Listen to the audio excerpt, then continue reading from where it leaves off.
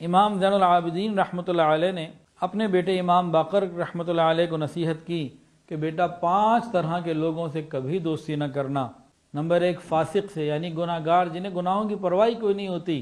ایک زمانہ تھا جب باپ اپنے بیٹوں کو ایسی نصیحتیں کیا کرتے تھے کہ گناہ گاروں سے دوستی مت کرنا، بخیل کنجوس سے دوستی مت کرنا جو اللہ کے راستے میں مال خرچ نہ کرتا ہو۔ تیسرا جھوٹے سے دوستی نہ کرنا۔ چوتھا بے وقوف سے دوستی نہ کرنا۔ اور 5واں جو رشتہ داریاں توڑنے والا ہو اس سے دوستی نہ کرنا۔ میں نے قرآن مجید میں دیکھا ہے کہ رشتہ داری توڑنے والے پہ اللہ نے لعنت کی ہے۔ یہ 5 طرح کے لوگ ہیں، ان سے دوستی کرنا یہ ہمارے بڑے منع کیا کرتے تھے۔ گناہ گاروں سے دوستی کرنے سے منع، جو زکوٰۃ صدقات خیرات ادا نہیں کرتا، بخیل کنجوس ہے، اس سے دوستی نہیں کرنی چاہیے۔ جھوٹوں سے دوستی نہیں کرنی چاہیے۔